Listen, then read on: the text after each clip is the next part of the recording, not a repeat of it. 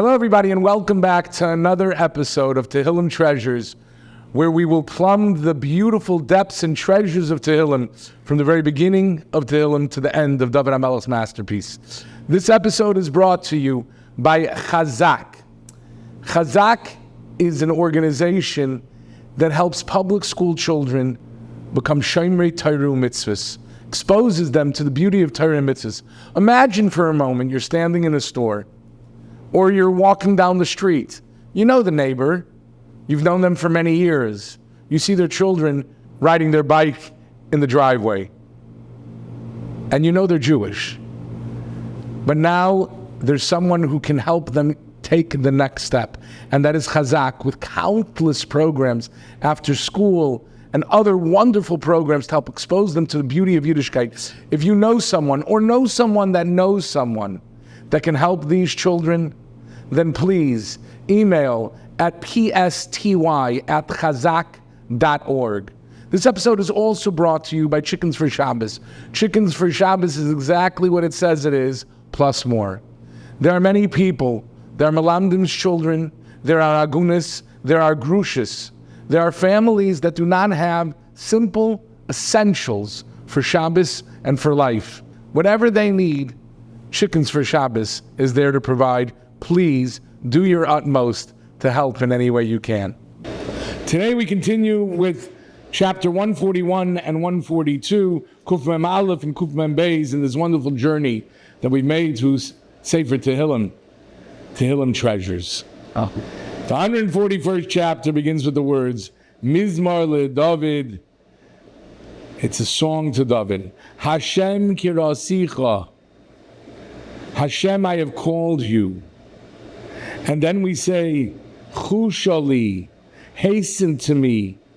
Koili bikari lach. Hazina koili bikari lach.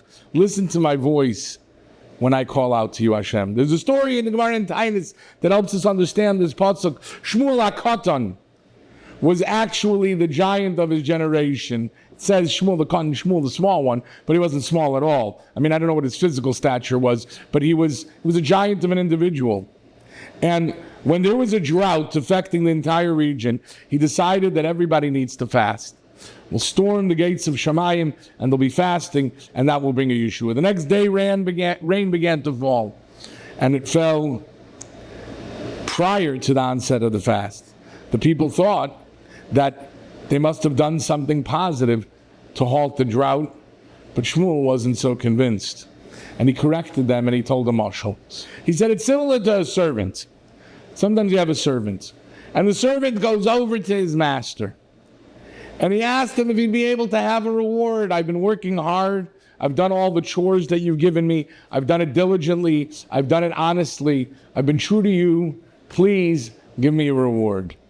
But the master was not such a nice guy, and the master decided that he doesn't want to reward his slave. You're my slave, you're my servant. You have to do things for free. I don't have to pay you for that. I paid for you. I don't have to pay you as well. And he decided that, you know what? Okay. How about this? I'll give you a reward, but I don't want to have to deal with you. You'll go to the servants, other servants, and other servants will take care of your request, and they will give you what you need. So when Shmuel decreed that the people should fast, what he really wanted was that they should be able to connect to Hashem Yisbarach. No drought means Hashem is displeased with his nation. The Mishnah in Tainis talks all about the different taniyos people would have, the different fasts when things were not going well. And he wanted that the people should realize you're not connecting to Hashem, and because of that he's withheld the rain, and in order to be able to make it the rainfall, you have to be able to connect to Hashem. But when Hashem, before we ever cried out to him, and before we instituted the fast, when Hashem lets the rain fall, that's not a good sign. That means that Hashem's saying, okay. You need it, you need the rain, I'm going to give it to you. But you know what? I don't want to have anything to do with you. And that is a devastating thing to hear. Because more so than the desired result, we want the connection with Hashem. Because if we're connected to Him, then whatever He gives us or doesn't give us, we know that's l'toivas seinu.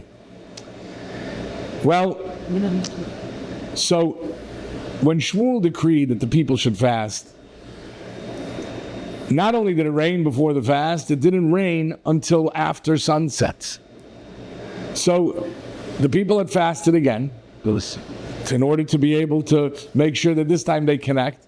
And this time, again, they didn't get the rain before the fast. It didn't rain until after sunset. So the people were pleased. They said, you know what? We fasted, and Hashem heard us pray, and that's why He responded. And Shmuel says, no. There's another mashal. He said there was once a servant who approached his master and asked him for a reward. The master told his other servants that they should wait, not give it to him for as long as possible. Push it off as long as possible. And then I won't have to deal with him anymore. He'll disintegrate. It'll be over. And the Gemara says that according to Shmuel, the most positive response would be if the Chazan would say, Mashir v'ruach, he makes the wind blow, and the wind would blow. Umarid Hashem, he makes the rain fall, the rain would fall. So when we say in the Pasuk, Hashem kirasicha chushali, when I call to you, please answer my request, on that same day, not after sunset and not before the day starts, but hazina koili bikari la. As I call out to you, Hashem, answer me. Not before, not after. Now it's a tall ask, because rarely do we ask for things and receive them immediately. But if we would know instantaneously that Hashem is taking care of us. We move on to Kuf Mem Beis. Kuf Mem Beis is similar to Kapitel Nun Zayin. During one of David's escapes from Shaul HaMelech, he found himself at the far end of the cave. And when Shaul entered the cave, he did not see David.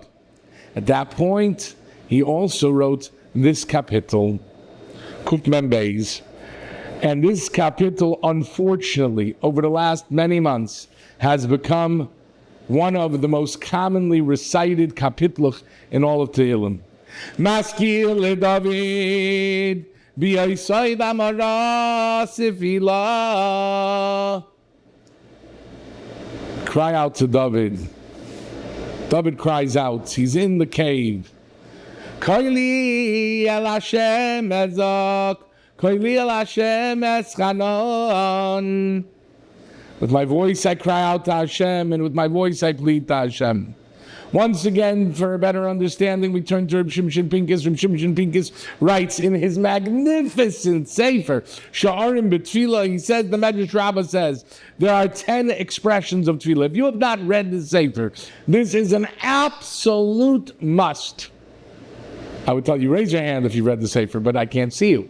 But what I will tell you is that you definitely should get the Sefer. The Sefer is written in English now, and you should definitely get the Sefer. It will enhance your Tfilah immeasurably.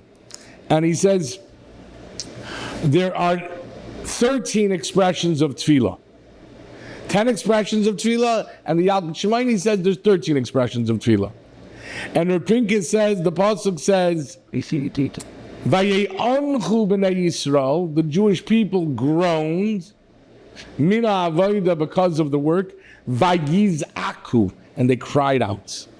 And Reb Pincus says that the term tze'aka, crying with a tzadi, and the term ze'aka with a zayin, is really the same expression. And when a person cries out, he's tsoyek ve'enei omer klum. He cries out and he doesn't say anything. That's tza'aka. That is za'aka.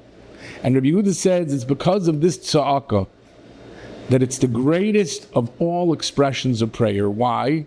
Because tza'aka, he believe. When you cry out from the depths of your heart, it comes from the heart. The heart is the most sincere form of tefillah. And Once again, Reb Pincus gives a mashal to understand this. And Reb Pincus says that a person is walking down the road and suddenly he finds a gang of bandits coming the other way. I don't know if this has ever happened to you. It's happened to me on a number of occasions. There used to be a group of hoodlums who used to hang out in Cleveland Heights. And every time we would go to Shul for Mincha, there was always some sort of action. Not the type of action we love, but there's always that type of action. So he's walking down and he sees the bandits that have their swords drawn. Let me be clear, there were no swords in Cleveland Heights, but in Reb Pincus's mashal, there are swords. And walking nearby is a fellow with the ability to save him. And the person, Baruch Hashem, is so relieved. And he's relieved because he knows that the other person's going to be able to save him. Thank you, And he calls out, "Hey, come and help me!" But he sees that the person's not reacting to his call. And at that point, when he sees that the person's not reacting to his call, now he lets out a shriek. "Help me!" Why? Because I called out in my normal call, in my normal cry, and they didn't hear me. The cry that comes forth without words, you just yell. At a certain point, you're just, "Help!" Why? Because you're calling from your kishkas. If I had to make a title for this one, I would say, calling from my kishkas. And a person needs to know that when you do that, that's tzaka. There's no words.